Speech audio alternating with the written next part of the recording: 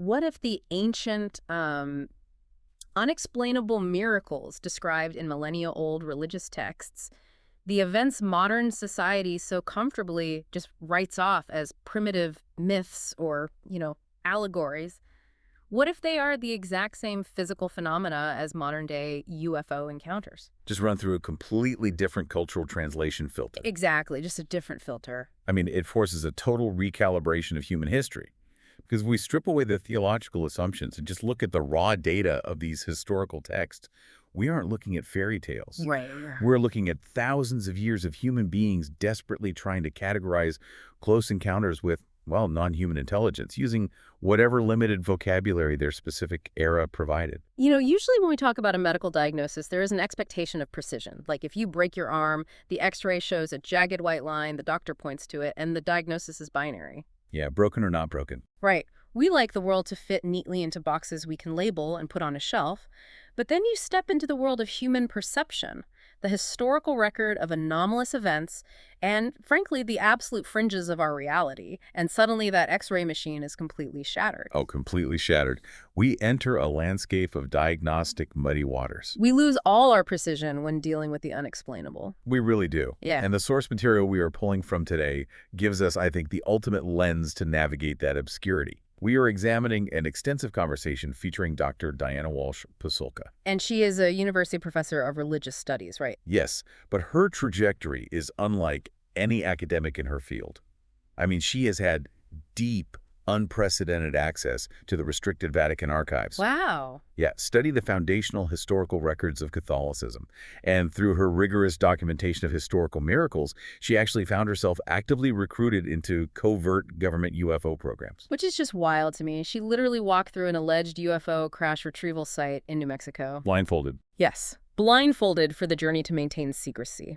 Walking alongside top-tier mainstream scientists like Dr. Gary Nolan from Stanford. You simply cannot fabricate a resume like that. You really can't. So our mission today on this deep dive is to decode how human beings process the incomprehensible. We're going to map the hidden history of non-human intelligence, and we're going to explore the physiological mechanics of how technology, from the invention of the written word in ancient Greece all the way to modern artificial intelligence, literally rewires our biological capacity to perceive reality. But before we descend into the mechanics of this, I want to clarify our parameters for you, the listener. We are not advocating for the theology of a specific religion today. No, definitely not. Nor are we spinning baseless conspiracy theories or, putting on tinfoil hats. We are analyzing undeniable, meticulously documented pattern matches across human history. We are treating the historical record of the supernatural as a data set of human perception. Okay, let's unpack this, because we have to start with the fundamental architecture of how humans filter reality. When you actually open the historical record, the very first hurdle you encounter is that ancient religious texts are inherently non-materialist. Right. They were never intended to be post-Enlightenment physics textbooks. Their function was to provide a framework for phenomena that fell entirely outside the boundaries of human material understanding. They operated as survival mechanisms for the human psyche. Exactly. Encountering the incomprehensible is psychologically devastating. Therefore, humanity built frameworks. Let's look at the historical accounts of angel encounters. Oh, this is fascinating. Because our modern minds immediately conjure Renaissance paintings, right? Yeah. Human figures with European features, flowing silk robes, massive swan wings. We just picture the cherubs holding harps. Right, but those images have zero correlation with the actual textual descriptions. The artists of the Renaissance simply did not know how to visually represent the terrifying geometry described in the texts. So they just adopted the existing Greek visual conventions of Eros. Exactly. When you read the raw historical source material from antiquity, the entities described are alien in the purest sense of the word. Yeah. They manifest as localized balls of fire, pillars of searing light, or crafts exhibiting bizarre, impossible kinematics. The visual stimuli haven't changed over the centuries, only the cultural processing software has. Take the documented accounts of Joan of Arc. Oh, perfect example. When she was 15 years old, standing in her father's garden, she experienced the profound anomaly that initiated her entire historical trajectory. but she did not describe a winged man descending from the clouds. No, she did. The historical transcripts record her encountering a brilliant, localized, talking ball of light. Wait, so if Joan of Arc and a modern teenager are seeing the exact same physical orb? The variable isn't the orb. The variable is the human brain. Think about it. If a teenager today stood in their backyard, filmed a glowing, non-aerodynamic ball of light maneuvering silently through the trees, and uploaded the footage, nobody is calling the Vatican. Definitely not. We would immediately categorize it as a UAP. It's the exact same anomalous data point processed through a different era's algorithm. And Dr. Pasulka uncovered a far more extreme example of this cultural algorithm at work while researching the Catholic archives. She was looking for historical reports involving souls from purgatory. Oh, wow, okay. And she located this incredibly detailed account of a French nun living in a 16th century convent. This nun began experiencing a terrifying recurring anomaly. What is it? A brilliant, blinding light would descend from the sky, approach the convent, and physically penetrate the solid stone wall of her cell. Just right through the wall. Right through it. It did not utilize the door or the window. It phased directly through the material barrier and hovered in her room, emitting a presence that deeply disturbed her. The mechanics of that are astounding. You have an energetic anomaly interacting with physical matter by passing through it, which defies Newtonian physics entirely. Completely. And the nun is terrified, obviously. Yeah. She reports it to the Mother Superior, and naturally she is met with deep skepticism. Sure. But the phenomenon is persistent. So the Mother Superior finally decides to stand watch in the cell, and she witnesses the exact same physical impossibility. The light penetrates the stone. So you have multiple witnesses to a concrete, anomalous event. Yes. And their immediate reaction reveals everything about human cognition. The Mother Superior instantaneously categorizes the anomaly as a soul from purgatory. The ultimate manifestation of confirmation bias. Totally. And the logic behind her categorization is brilliant in its historical context, actually. How so? Well, the anomaly did not announce itself with the traditional scriptural greeting of an angel, which is usually fear not, and it provoked a deep sense of unease. Since it didn't fit the rigid parameters of an angel, and 16th century Catholicism provided no framework for interdimensional plasma crafts. Purgatory was the only remaining diagnostic box on the shelf. Exactly. So the Mother Superior commanded the entire convent to engage in continuous prayer to send the anomaly back to purgatory. And after 3 days, the phenomenon ceased. That is just wild. I actually have an analogy for the mechanics of this. It is exactly like sitting down at a formal dinner table at an elite restaurant. Okay, I'm with you.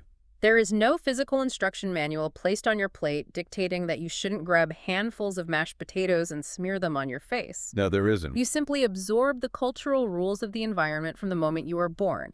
You observe the cutlery, you watch the behavior of others, and your brain conforms to the invisible framework. Right. We do the exact same thing with the fabric of reality. When the universe serves us a glowing, interdimensional orb passing through a stone wall, we desperately look around for the cultural utensils we've been given to consume it. That captures the psychological imperative perfectly.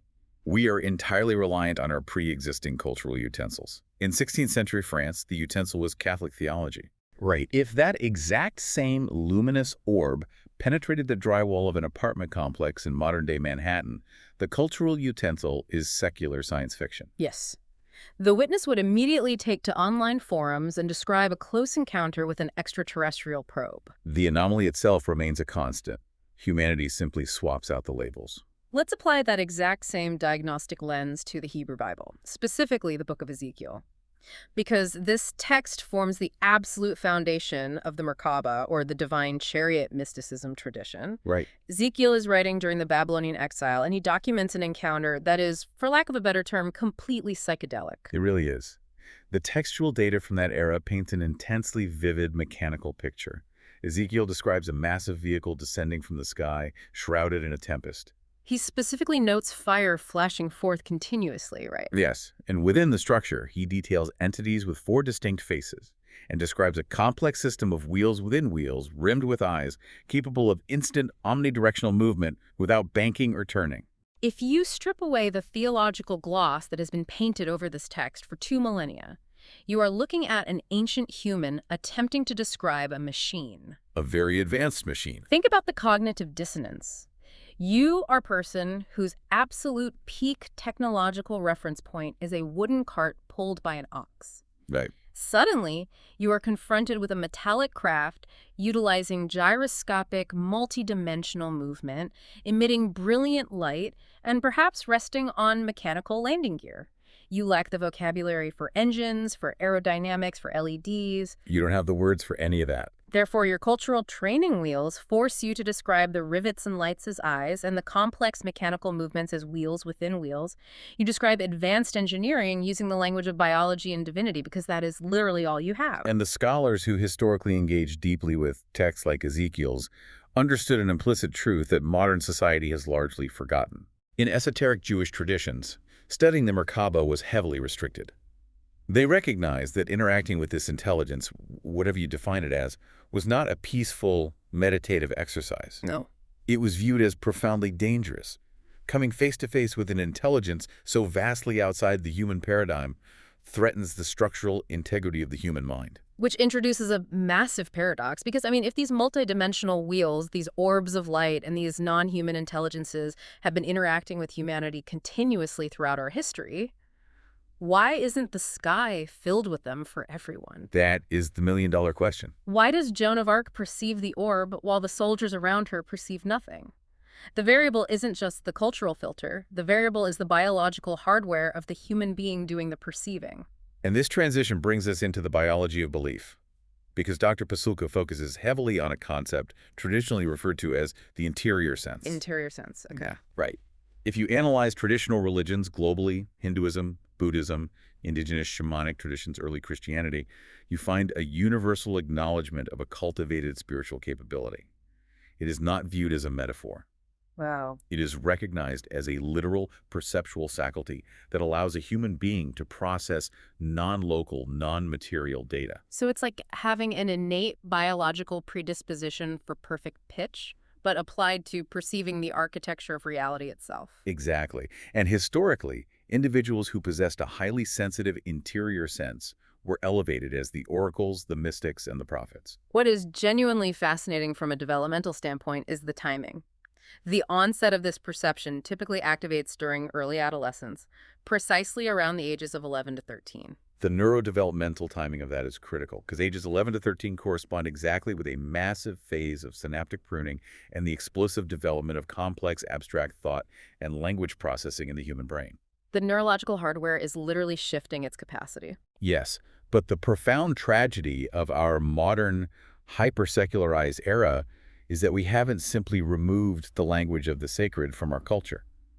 We have actively, systematically erased the awareness that this biological faculty even exists. We don't acknowledge the muscle, so we allow it to completely atrophy. Precisely. And it isn't just the secular world doing this. Mainstream, modern religious institutions are deeply guilty of this erasure. Oh, absolutely. They have thoroughly secularized their own foundational texts. They are incredibly comfortable teaching that angels interacted with prophets 2,000 years ago, but if a parishioner approaches them today claiming a direct mystical encounter, the institution dismisses it, or they recommend psychiatric evaluation. They deny the ongoing reality of the phenomena they were founded upon. And the psychological toll this takes on individuals who naturally possess a heightened interior sense is devastating. They are receiving anomalous data inputs, but society insists their hardware is malfunctioning. Yeah, that's rough. Dr. Pasulka actually highlights a brilliant, deeply revealing case study involving a modern family. Two members of this family simultaneously witnessed the exact same anomalous visual phenomenon in their home. Oh, I love this example. It is the ultimate real-time experiment in cultural filtering. You have two family members staring at the identical anomaly. Right. The member who identifies as a secular agnostic processes the visual data and categorizes it as an interaction with a plasma being. Yes. While the family member who is a devout Catholic processes the exact same sensory input and categorizes it as an angel. Both individuals are accurately describing their biological perception of the event, but both are entirely constrained by the vocabulary of their chosen framework. Right. But we must push deeper into the actual mechanics of this interior sense, because we are not discussing magic here. We are discussing physiological changes in the human brain. Modern neuroscience is only now mapping the territory that ancient mystics navigated by instinct, isn't it? It really is. When neuroscientists place individuals who engage in sustained, deep meditative practices or intense prayer into fMRI machines, the results are unambiguous. The brain physically changes. The practice physically alters the architecture of the brain. We see increased gray matter density in the prefrontal cortex and significant alterations in the amygdala. This is neuroplasticity being driven by focused, non-material intent. So the intense, grueling rituals of ancient traditions weren't simply performances of devotion. They were literal biological tuning mechanisms. Exactly.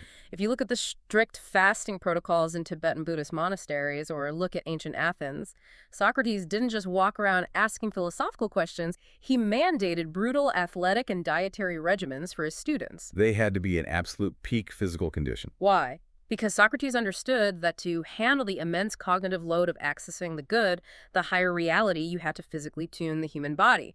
You were attempting to turn your central nervous system into an antenna capable of catching a much wider, more volatile frequency.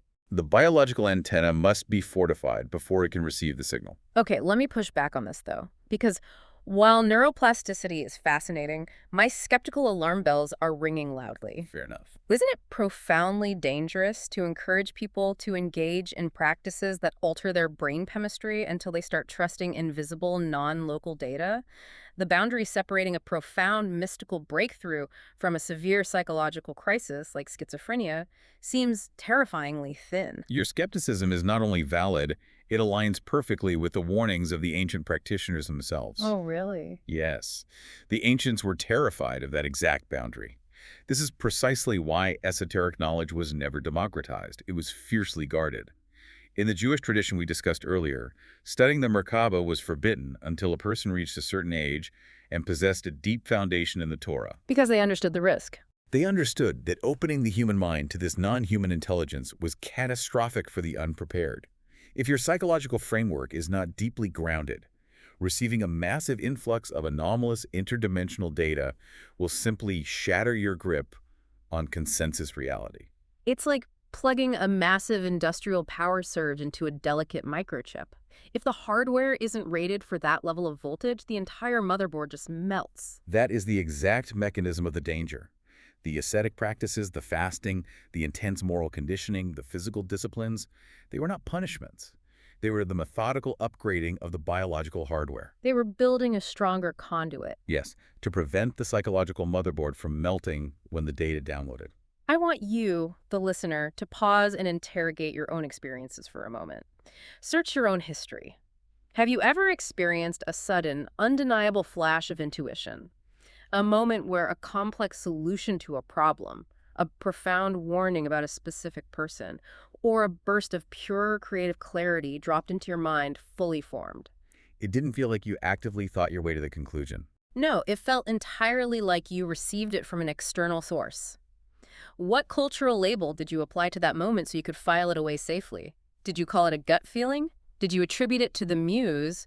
Or did you aggressively ignore it because it threatened the rational, materialist box our society demands you live inside? It is vital to recognize those moments, because society has successfully convinced us that these mystical downloads are the exclusive domain of isolated monks or ancient desert prophets. We have quarantined the concept of the interior sense entirely within the realm of religion. But the most paradigm-shattering revelation in Dr. Pasulka's research shatters that quarantine completely. Wait for it. What if I told you that this exact same biological mechanism, this interior sense, this capacity to receive complex data from a non-local source, is the fundamental driver behind the most complex technological achievements in human history? Including the technology that put human beings into orbit. Yes.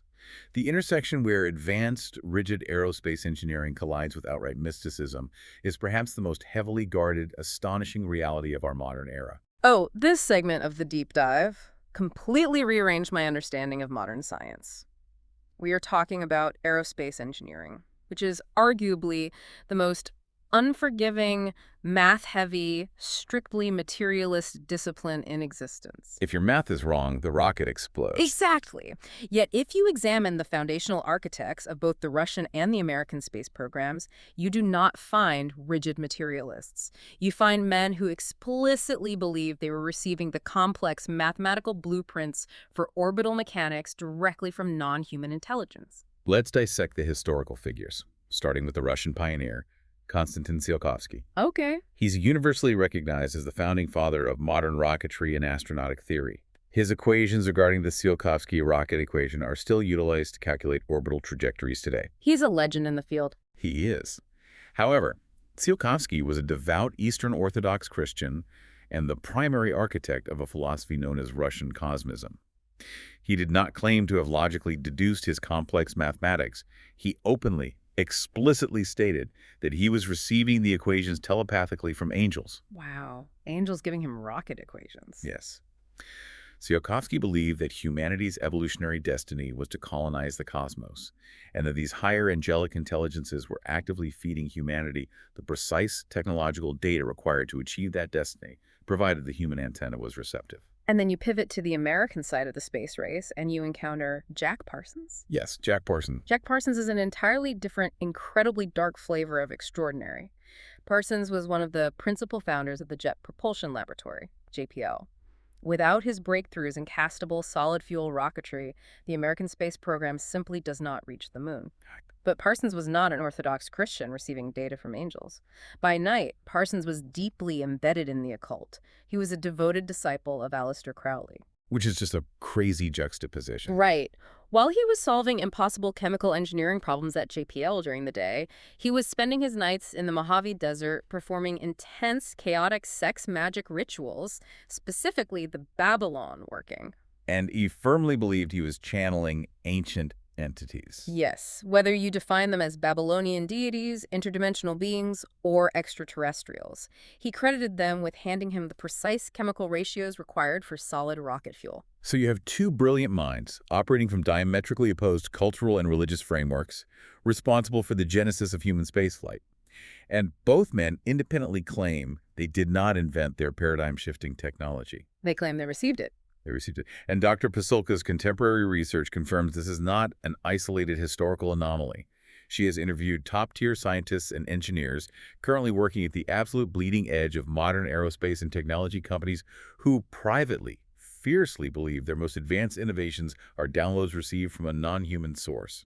All right, I have to step in and challenge this narrative again, because the implications are staggering. Go for it.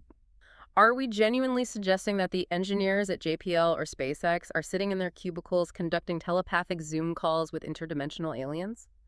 Or is there a purely neurological explanation here? A fair question. Could it be that these brilliant individuals are simply entering such a profound, hyper-focused flow state that the frontal cortex, the specific region of the brain responsible for generating our sense of ego and linear time, temporarily dampens down? And because the conscious ego is offline during the breakthrough, the brain cannot claim authorship of the idea, making it feel as though it originated externally. That tension between profound neurobiology and external intelligence is the defining debate of this field. To comprehend the mechanics of what might be happening, we have to examine the groundbreaking work of psychiatrist Dr. Ian McGilchrist regarding the divided brain. Okay, the left and right hemispheres. Right. Our modern post-industrial culture is overwhelmingly dominated by the left hemisphere of the brain. The left hemisphere's primary function is reductionist. It is analytical, language-driven, and highly focused on grasping and manipulating the material world.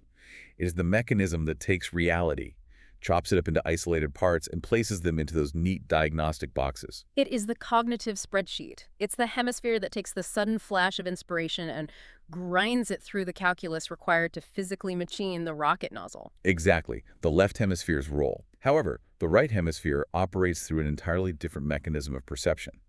The right hemisphere is a holistic attention center. It does not reduce or isolate. What does it do instead? It perceives the entire interconnected context of reality simultaneously.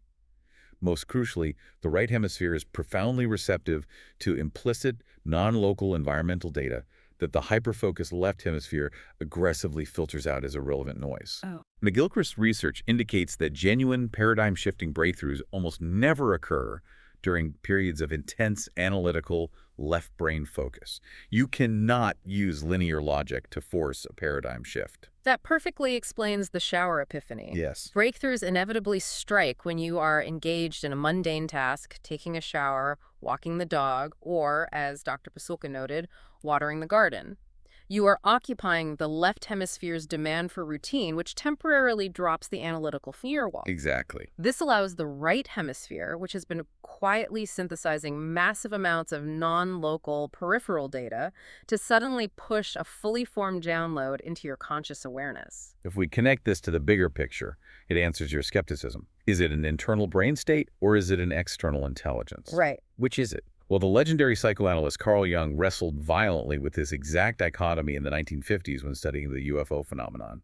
Initially, Jung proposed a purely psychological mechanism. He thought it was all in our heads. He theorized that UFOs were psychological projections, archetypes of order and salvation, emerging from the collective human unconscious, manifesting as technological angels because the modern psyche, traumatized by the atomic bomb, desperately needed a technological savior. Jung thought humanity was collectively hallucinating flying saucers as a coping mechanism for the Cold War. That was his initial thesis. But the data forced him to evolve. Jung began analyzing military radar returns and speaking with Air Force pilots. He realized these supposed psychological projections were painting solid returns on military radar screens and leaving measurable physical traces in the environment. You can't hallucinate a radar return. No, you can't. This realization completely fractured his purely psychological theory. He was forced to conceptualize a new mechanism, which he termed the psychoid. The psychoid. The psychoid proposes that an archetype existing within the non-material human unconscious can, through mechanisms we do not yet understand, cross the threshold into material reality and produce measurable physical effects. It is the literal bridge between mind and matter. It is an absolute ontological mind-bender.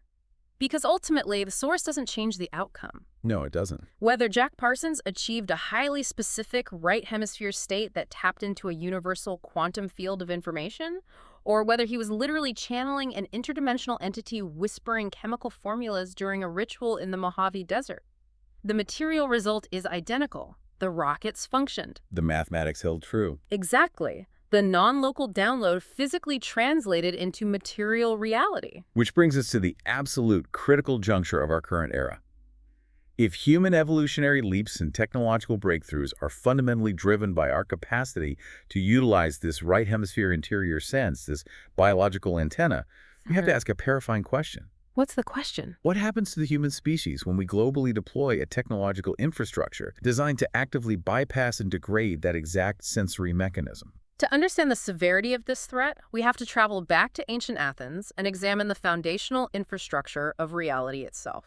We need to look at Socrates. Socrates is such a pivotal figure here. Socrates is universally revered as the godfather of Western philosophical thought. Yet he vehemently despised the most disruptive, cutting-edge technology of his era, and that technology was the invention of the written word. To a modern mind, condemning literacy sounds completely absurd. It sounds crazy. The invention of writing is celebrated as the dawn of recorded history.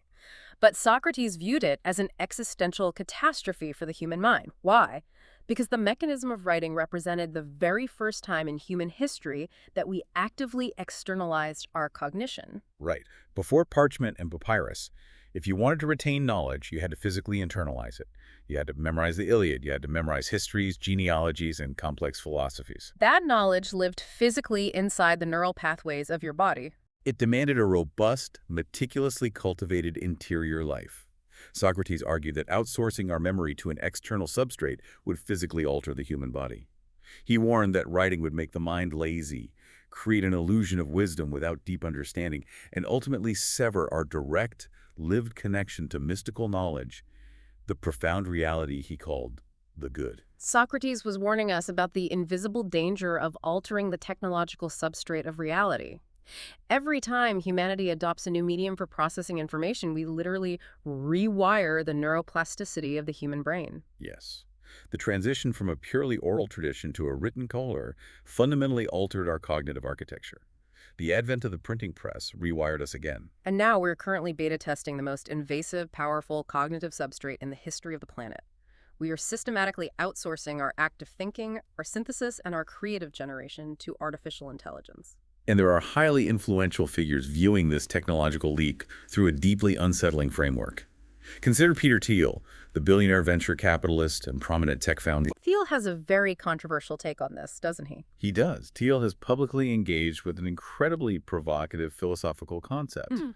the argument that artificial intelligence could be understood through the theological lens of the Antichrist. Now, when modern culture hears the term Antichrist, our cultural filter immediately defaults to Hollywood horror tropes. We imagine a supernatural monster, a global dictator launching nuclear weapons, or a cinematic apocalypse. But Dr. Pasulka contextualizes Thiel's premise using a deeply profound, obscure, early 20th century novel titled Lord of the World by Robert Hugh Benson. The manifestation of the Antichrist in Benson's novel is terrifying precisely because it lacks malice. He does not conquer humanity using military force or overt oppression.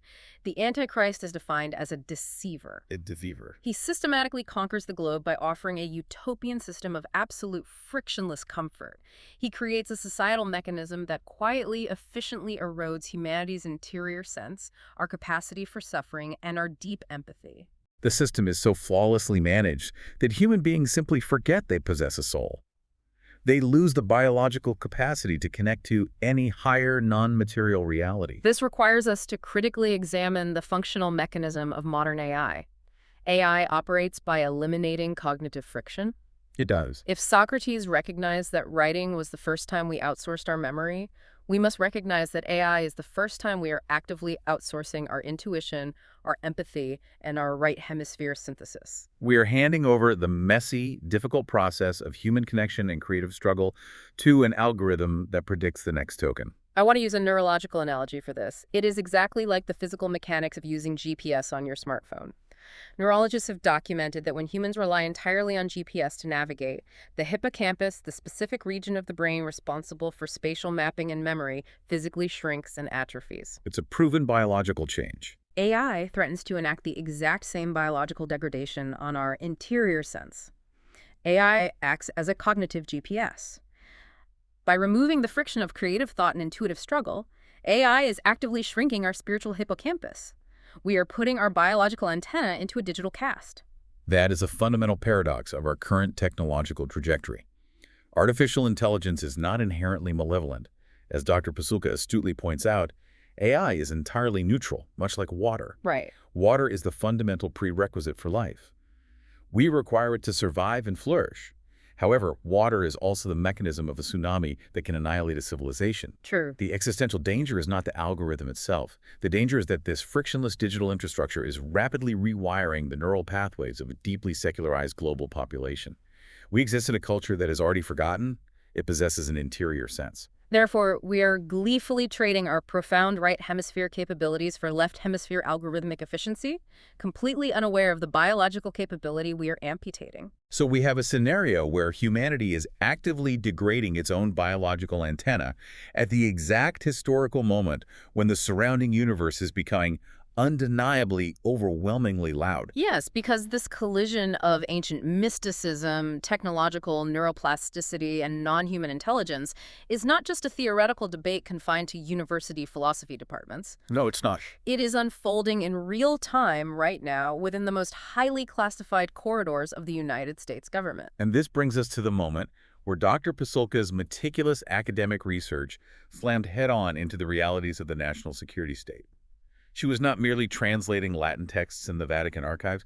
Her expertise was actively sought out. She was recruited by the individuals managing the covert government programs tasked with investigating unidentified anomalous phenomena. Here's where it gets really interesting. She details the experience of being transported to an alleged historical UFO crash retrieval site in the desert of New Mexico. And the level of operational security was so intense that she was blindfolded for the transit to ensure the geographical coordinates remained classified. And she wasn't brought there alongside theologians. She was integrated with elite, mainstream materialist scientists, most notably Dr. Gary Nolan, a renowned immunologist and geneticist from Stanford University. The immediate glaring question this raises is, why would a deeply covert military intelligence apparatus allegedly dealing with crashed aerospace vehicles and advanced metallurgy require the presence of a university professor specializing in Catholic theology and religious history? Exactly. The logical assumption is that a crash retrieval program requires aerospace engineers, propulsion physicists and material scientists. Why bring in an expert on the history of miracles? Because the government analysts had hit an insurmountable wall. They really had. The data they were collecting from modern encounters with these UAPs refused to conform to the parameters of conventional aerospace engineering. The encounters were not simply metallic objects tracked on radar. The interactions were deeply psychological, incredibly bizarre, and physically manipulated the consciousness of the witnesses. The intelligence apparatus realized that modern UAP encounters perfectly matched the historical data sets of paranormal events and ancient religious aerial phenomena. Wow. They recruited Dr. Pasulka because she possessed the historical cipher. She controlled the database, detailing precisely how human neurology has interacted with this specific non-human intelligence for millennia. The government realized that Ezekiel's multidimensional chariot, Joan of Arc's talking orb of light, and the Tic Tac UAP filmed exhibiting impossible physics by Navy pilots off the coast of San Diego are all data points on the exact same continuum. It's the exact same continuum. And this realization propels us into the sheer gravity of the historical moment we are currently occupying. We are actively living through the era of institutional disclosure. We are. For over 70 years, the reality of these anomalous phenomena was aggressively mocked, stigmatized, and buried by the state. Today, we have seated members of Congress holding televised hearings, discussing the retrieval of non-human biologics and interdimensional craft as matters of urgent national security.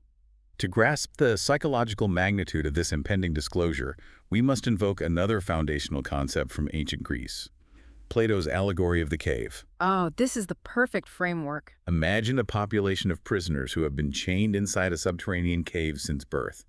They are immobilized, forced to stare at a blank rock wall. Behind them blazes a massive fire, and unseen figures walk in front of the fire, holding up various objects. And the fire casts shadows of these objects onto the wall. Exactly. For the chained prisoners, those flickering two-dimensional shadows represent the absolute totality of existence. They possess no conceptual framework for the fire, the objects, or the vast, sunlit reality existing outside the cavern. The allegory explores the trauma of truth.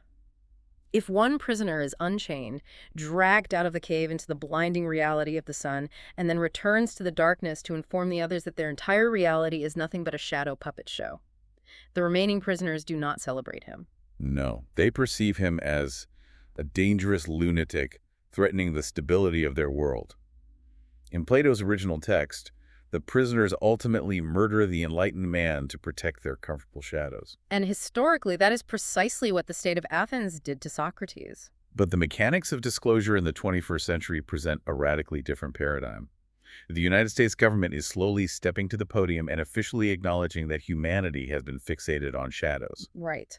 However, due to the very technological substrate we discussed earlier, the internet, smartphones, and global social media networks, this disclosure cannot be centrally controlled. The authorities cannot simply execute a modern Socrates to maintain the illusion. The technological infrastructure prevents it. We all have cameras now. Exactly. Every single person on the planet is carrying a high-definition camera in their pocket. We are independently filming the anomalies, bypassing the traditional gatekeepers, and instantly broadcasting the footage to a decentralized global network. We have become the prisoners in the cave, the figures casting the shadows, and the broadcasters of the truth all simultaneously. When we synthesize the mechanics of this decentralized disclosure with the rise of global AI networks, the implications align terrifyingly well with visionary prophecies from the 20th century. Let's examine Arthur C. Clarke's monumental science fiction novel, Childhood's End. Classic. Clarke envisioned that human evolution would not culminate in biological changes, but in a profound consciousness shift. He predicted the arrival of an overwhelming alien intelligence that does not conquer Earth with weapons. Instead, their presence facilitates the evolutionary abduction of humanity's children. Into a network. Yes. The youth are absorbed into a massive, non-local, cosmic networked consciousness. The older generation is left behind on Earth, retaining their individual identities, effectively becoming the last true humans, while their children evolve into an unrecognizable, unified entity. And parallel to Clarke's science fiction, you have the deeply theological predictions of Pierre Teilhard de Chardin. He was a brilliant paleontologist and a Jesuit priest who spent his life attempting to reconcile the mechanics of evolutionary biology with deep mystical theology. He theorized the concept of the noosphere. Right. He argued that just as the Earth generated a biosphere, The physical layer of biological life, humanity's increasing interconnectedness was generating a new sphere, a literal planetary layer of human thought and consciousness. And he predicted that this networked consciousness would eventually reach a point of critical mass, triggering a sudden radical evolutionary leap into an ultrahuman state of existence. If we overlay Clarke's concept of the alien network and Chardin's theology of the new sphere onto our current observable reality, we are forced to look at the younger generations. Observe teenagers today, entirely physically immobilized, staring deeply into the screens of their smartphones, their attention entirely captured by hyper-optimized AI algorithms dictating their social reality and their perception of truth. We must ask, have they not already been abducted into the network? It's a chilling thought. The implications of that are simultaneously beautiful and utterly terrifying. Humanity spent the last 70 years staring at the stars, anxiously awaiting the arrival of silver flying saucers to physically beam us aboard their ships. But what if the network the visionaries warned us about isn't an extraterrestrial spaceship? Right. What if the network is the dual manifestation of AI algorithmic control and a literal mass biological awakening to a non-local, non-human consciousness? What if the ubiquitous glowing screen is simply the modern cultural training wheel preparing human neurology for actual telepathy? Which forces us to confront a deeply critical, profoundly urgent question regarding this unfolding era of government disclosure. When the intelligence apparatus and institution fundamentally built on maintaining control, managing perception, and weaponizing data finally decides to present the public with their official, sanctioned version of the truth regarding non-human intelligence, Right. will they be presenting the actual, unvarnished reality of the cosmos? Or will they simply be utilizing their immense power to project a brand new, highly curated set of shadows onto the cave wall, designed specifically to manage our panic and maintain their authority? It's a critical question. So what does this all mean? We have navigated an immense complex topography today. We began by examining how 16th century French nuns utilized the concept of purgatory to process the terrifying physics of glowing orbs. We dissected the precise neurobiology of the interior sense, the physiological antenna that allows the human brain to perceive non-local reality. We uncovered the deeply obscured history of how the foundational mathematics of our space programs were explicitly channeled from entities described as angels and ancient deities. And we ultimately confronted the paradox of artificial intelligence, a technology that threatens to atrophy the very intuition and empathy that defines our humanity. At the exact historical moment we are being forced to acknowledge we are not the apex intelligence in the universe. The ultimate synthesis of Dr. Pasulka's groundbreaking research is a profound dismantling of our rigid categories. The labels we fiercely cling to, angels, demons, extraterrestrials, plasma phenomena, interdimensional travelers, are entirely transient. They are nothing more than the temporary cultural training wheels we apply to phenomena we cannot comprehend. They are the utensils we use to consume the overwhelming data of the cosmos. The underlying truth is that a profoundly advanced, non-human intelligence has been deeply entangled with human consciousness and biological evolution since the dawn of recorded history. But I know the question you are wrestling with right now. You are listening to this on your commute or while walking the dog, and you are thinking, this is incredibly fascinating on a philosophical level, but how does the reality of the psychoid or the atrophy of my interior sense actually impact my day-to-day life tomorrow morning? It impacts your life because it is the fundamental key to your psychological survival in the coming decade. We are rapidly accelerating toward an ontological shockwave. An ontological shockwave? Yes. When undeniable mass disclosure occurs, whether it takes the form of a globally witnessed physical event, a sudden incomprehensible leap in AI capability, or an unambiguous admission by global governments regarding a non-human presence, the psychological fallout will be immense.